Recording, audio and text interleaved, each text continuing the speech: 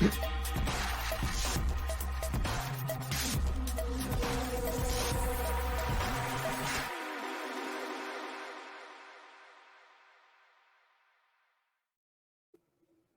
we are back with another edition of the Quarantinecast. Stephen Wonderboy Thompson is joining me today. He's actually probably going to be one of the most, the guest that's been on here the most. I think you just passed Rocky on stats. So, yeah, there it is. In first place now. Let's go, man. That's what I'm talking about. I like being first, man. How are you doing, man? It's been a little while since we spoke. So how has the past few months been? It's been pretty normal. South Carolina pretty much is back to normal, to be honest with you. I remember after when COVID first hit, we were closed down, and right when we had just moved into our new facility here at Upstate Karate, we moved into a 20,000 square foot facility, and we were closed down for 3 months. And afterwards, we decided to open back up, and everybody just came flooding in. So we went from 630 students to about 830 students in no time. So slam packed. Summer's been crazy. Karate camps, going on from 7 a.m. and I don't get out of here until about 8 o'clock. So it's wild, man. But training on top of that, still training in the morning, afternoon, and some days I train morning, afternoon, and at night. So 3 a day in it. So it's good, man. I'm in shape. I feel good, and life's treating me well. I love it. I know I was talking to Weston Wilson, who's your teammate there, about a year ago, and he said the entire regional scene kind of got shut down. But I noticed you've been attending some events again. Are things back up there regionally? Yes, everything is back up here regionally. I mean, we've got our guys are fighting literally. It seems like every week. And my dad, who's our coach, he just got back from Miami. We had a buddy fight on Combate out there in Miami. Now he's leaving this weekend to go to Myrtle Beach. We have some of our junior kickboxers competing out there. So my dad, is 66 years old, and I'm trying to keep up with him. So he's nonstop. And so the regional scenes, it is picking up. It is picking up. I love it. Last time I spoke to him, he said he can't get away from it. He's like, I'm going to have to die on the mats, essentially, is what he said. Man, that passion that he has for this sport, it's something that's, you don't really see these days. Can you describe what it's like working with him day in and day out and having someone that passionate? Oh, my goodness. He eats, breathes, and sleeps martial arts, this guy. If he's not doing anything here, he's at home, doing exercise, thinking of exercises, writing down in his notebook. He's got workout plans. But the guy is an encyclopedia of martial arts. I mean, he competed back in the day, back in the 70s and 80s. And he also competed in one of the first no-holds-bar competitions in the U.S.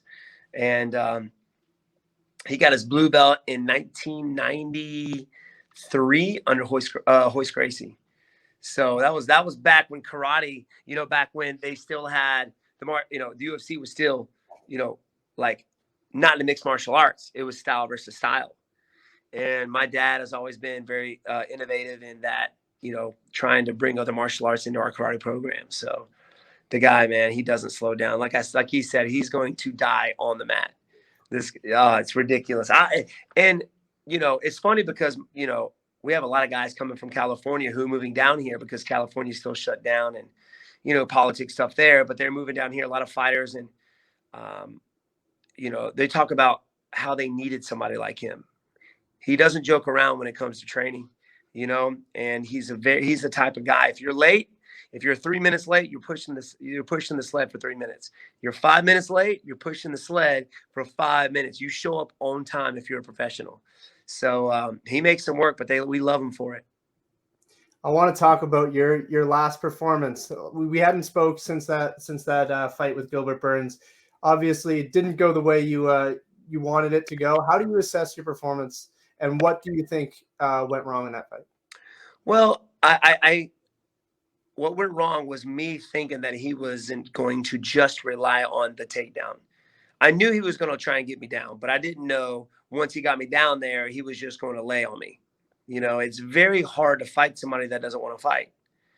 And it's kind kind of stinks that people can win fights that way, because I wasn't tired. I didn't have any injuries. Like, there was nothing. Like, when I finished fighting Vicente Luque, when I finished fighting Jeff Neal, when I finished fighting, George Masvidal, Tyron Woodley, for a week, I knew that I was just in a fight. Like, I was fighting, bumps and bruises, cuts, and just banged up. But, I was disappointed in myself, in the fact that I should have been more prepared, that he was going to win the fight that way, and his coach afterwards, he's like, hey man, I'm sorry, it was a boring fight, but that's the only way to beat you, just to hold you there. And normally when somebody takes you down, they're looking to better their position. They're looking to get up and, ground and pound you. They're looking to submit you, which gives you room to get back up. He didn't leave any room to get back up. He was clamped down on top of me. I was more disappointed in the fact that I didn't give the fans weren't entertained.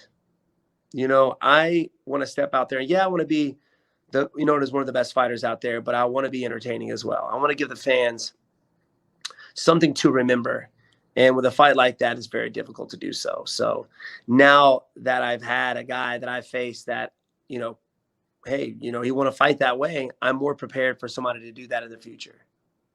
So that way, I'm working on that takedown defense, obviously constantly, but, knowing that in my head now, I can prepare for that. I know you said you weren't tired. You had no injuries. It was a 3-round fight. I mean, with all the experience you have in 5-round fights, the wars with Tyron Woodley, do you think that extra 2 rounds would have benefited you? 100%.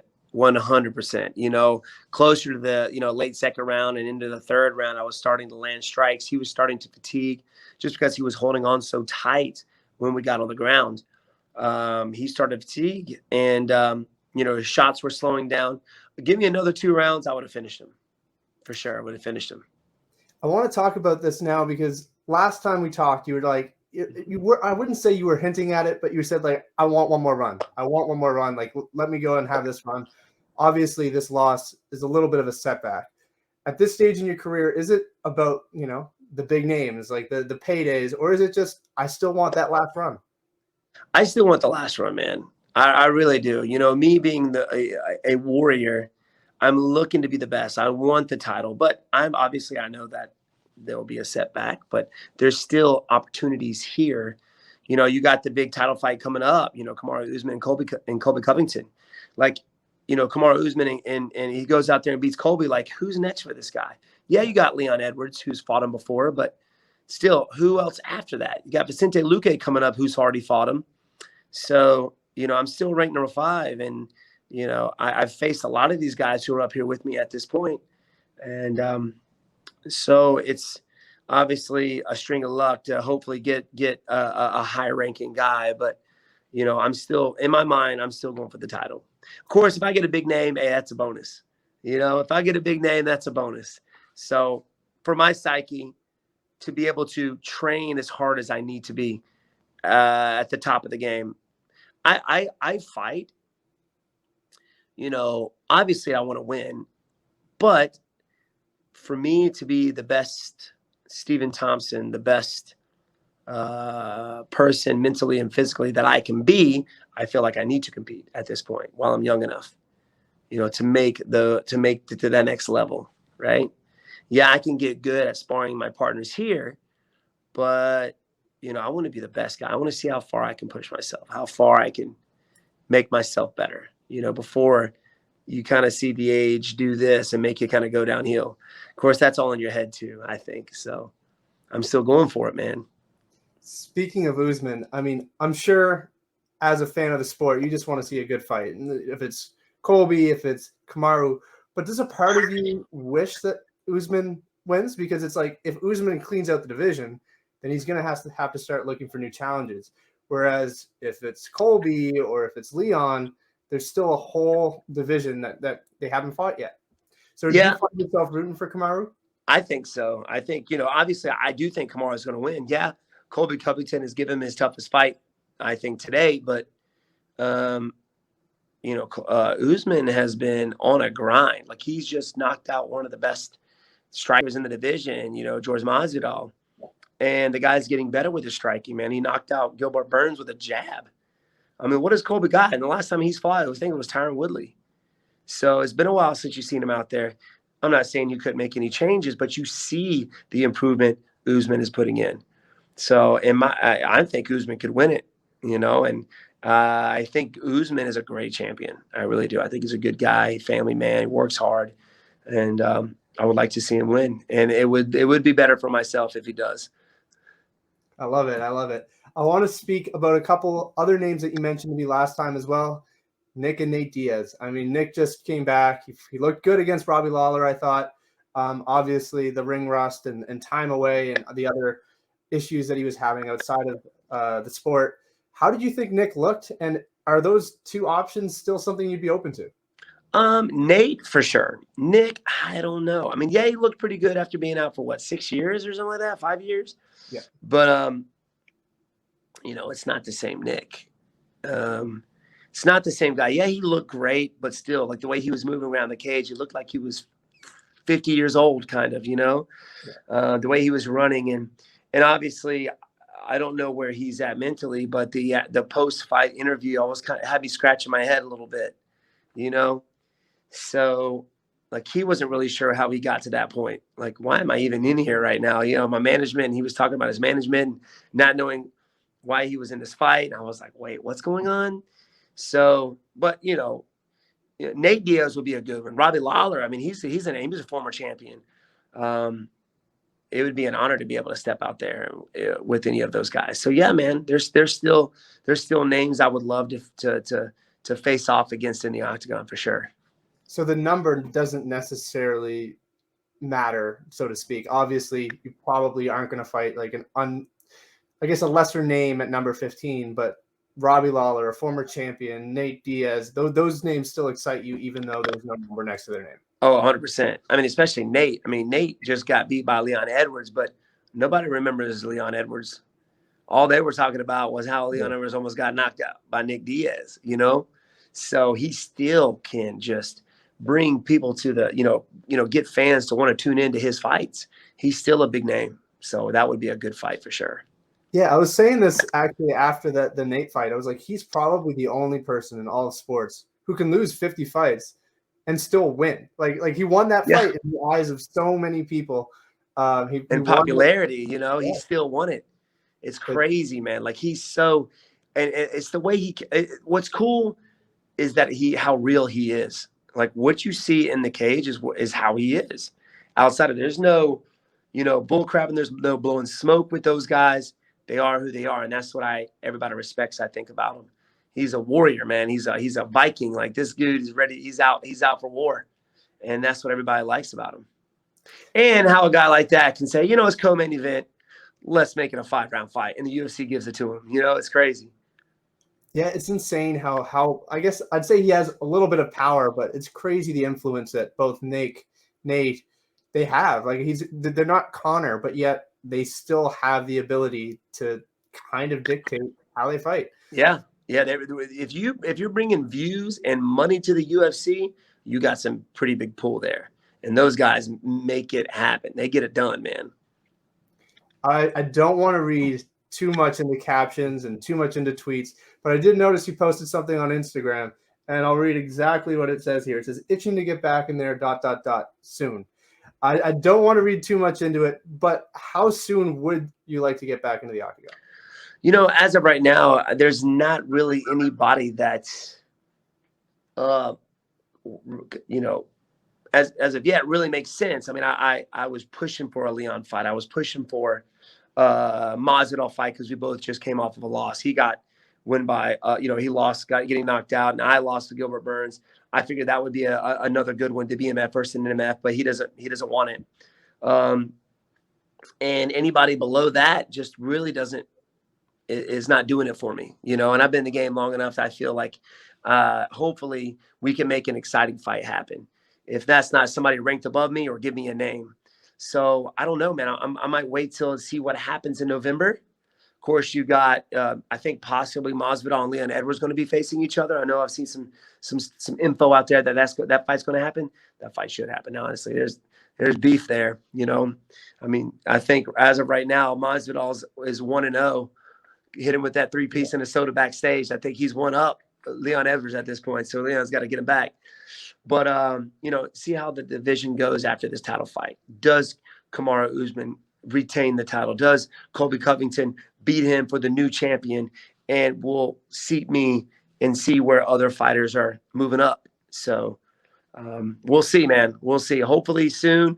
We don't have anything yet. You talked about the bad blood between the two of them. I was watching a clip of Tyron Woodley and you before your guys' fight. And I wouldn't say there was bad blood, but you tried to stir the pot and you just were like, you're not very nice. I don't know how you worded it, but it was the funniest thing in the world. Made him laugh. How do you handle like beef? And have you ever had an instance throughout all your fights where you've genuinely disliked an opponent? No, I mean, there have guys that been disrespectful, and I've been in the game for so long, you know, I know why they're doing it. They're doing it to get under your skin, right? And it's funny how people can play into that, how people can just take it so personally, and then they're compromised.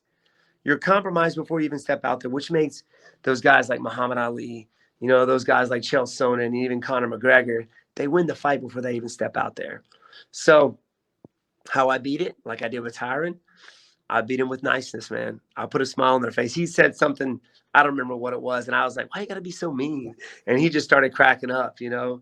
And I've always been that way, especially when it comes to me. Even outside of the fight game, I've had guys try and get under my skin.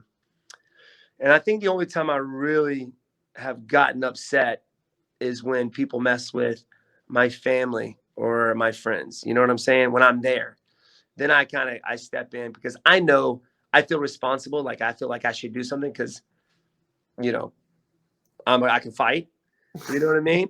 And I feel like I should protect them. You know, so there have been situations where I've had to, you know, put my hands on somebody back in the day, but as of right now, man, I don't put myself in those situations.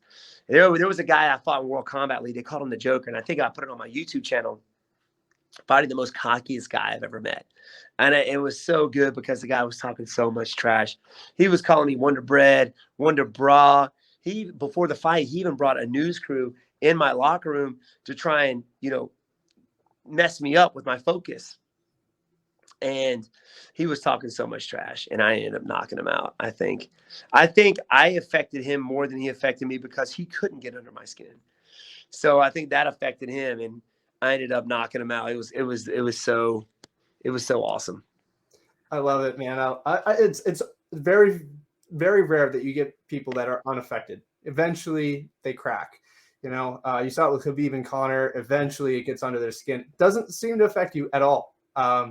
Speaking of Tyron Woodley, I mean, Tyron Woodley and Jake Paul's fight, I couldn't go without asking. I mean, obviously a former two-time opponent. You had 2 wars with him, very close to winning the title from him. What was your thoughts on the Jake Paul Tyron Woodley fight? Well, you know, Jake Paul he's very smart. He's got some smart people around him on who he picks to fight. You know, obviously Ben Askren being as popular as he is, but everybody knows the guy's not a striker. I don't think he's hit one guy standing up. I think Damian Maia outstruck him in their fights. So it was smart. And Tyron Woodley, I mean, hadn't really won a fight, Dana White said, in 3 years. And he's not really a boxer. He's explosive, yes, and he's fast, yes. But when the game is so different from MMA to boxing that it makes a big difference. Unless you're somebody that's coming from a boxing background over to MMA or coming from a kickboxing background over to MMA, they would be way more better off going back to those sports than an actual MMA fighter or a wrestler going into MMA trying to do boxing, right? So he picks his guys well, and he outboxed Tyron. I mean, you know, I like Tyron a lot. We squashed our beef, but you know, he got outboxed. Yes, he put some hands on him, he hit him with some big shots, but it wasn't enough. He was getting scored on from time to, you know, throughout the fight, and it was so I was so frustrated in that fight. And I actually went live with my brother Tony on the channel. And I was so frustrated because I know that Tyron could just let his hands go and him go out there and just, it could knock him out. But he just didn't let it go. Just didn't let it go. And yeah, it was very, very frustrating. But, you know, he went out there and did his thing. And hats off to Jake Paul. You know, he outboxed a UFC world champion. So. Yeah, I think a lot of people aren't giving him credit. Like, eventually, people need to start, you know, giving him a little bit of respect. Like, he looked good. Jake Paul looked good. He got rocked. There is one question I do have to ask. I mean, correct me if I'm wrong, but I believe you have no tattoos. Obviously, there was a little wager they had between the two of them. You look at your career. I mean, you had the two Tyron losses. You had Anthony Pettis. Obviously, a potential title fight. Would you get a tattoo for any of those rematches or a title fight? Oh my goodness! To get a title fight? Is that what you're saying? Would you get an "I love Kamaru Usman" tattoo for a title fight? I don't think I wanted that bad. I mean, come on now. I mean, I'm not a tattoo guy, and to be honest with you, it's like I'm one of the very few guys in the UFC that doesn't have any tattoos. So, you know, I'm the clean cut guy at this point. And pretty much everybody in my family besides my mom, there's 5 kids, my dad, they all have tattoos and I don't. So maybe when I'm done with my career, I don't know, man. I don't know what would be cool enough to just have permanent something that on my body. You know what I'm saying? Like my brother Tony, he's tatted up everywhere. Yeah. He's the baby of the bunch. He was a football player. He's got some across his chest. He's got a quarter sleeve. He's got a back piece. Got a right arm piece. Got a shin piece. And they say once you get one, you know, it gets addicting, man. You want something else. And I don't think I want to go that route. And if I do, I'll go hardcore. I'll go like a full neck piece. I'll go Cody Garbrandt on everybody. I love it. I love it. I think you should do it for your last fight. Just like surprise everybody with a neck yeah, tattoo. Come out with a neck piece or maybe a few tears. Go the Mike Perry route. I don't even know if it's a tear. I don't know what it is, but it looks like it. Yeah, I don't know. I actually don't know what it is, but he does have one of those too. I want to ask one last question, and then I'll let you go. Obviously, Chris Weidman. We talked about him last time. I just wanted to get an update. What's his current status, and how's his recovery? He's actually good, man. In good spirits. He just had his second surgery on it. I believe the rod they had put in the first time was too long and was giving him some ankle problems. So they had to go in. He went to Colombia, South America to get some treatment on it as well after the surgery. But, man, he's got such a good family. You know, he's family here as well. And he's a part of my family now, you know, for several years. So he's got such a good backing, man. And we haven't seen the last of Chris Weidman. We really haven't. The guy's a warrior. He's like Wolverine. He heals up so dang fast. It's ridiculous. And it's weird because he has a family and kids and they're older. I feel like he's older than me, but he's actually younger than I am. But definitely more mature. I mean, he's got a whole family and everything. So I envy him for sure.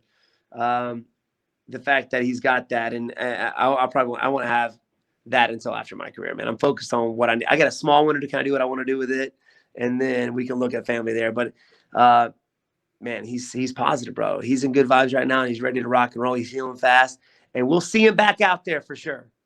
All right, perfect. I couldn't think of a better way to end it. Is there anyone you want to thank? Any sponsors, social media you'd like to plug? Your YouTube? Well, yeah, man. You guys can find me on Instagram, Twitter, and Facebook at Wonderboy MMA. YouTube, Steven Wonderboy Thompson, where I'm out there with my brother Sweet T. We do some really cool stuff. But other than that, man, I want to thank you for having me on for sure. Always a pleasure.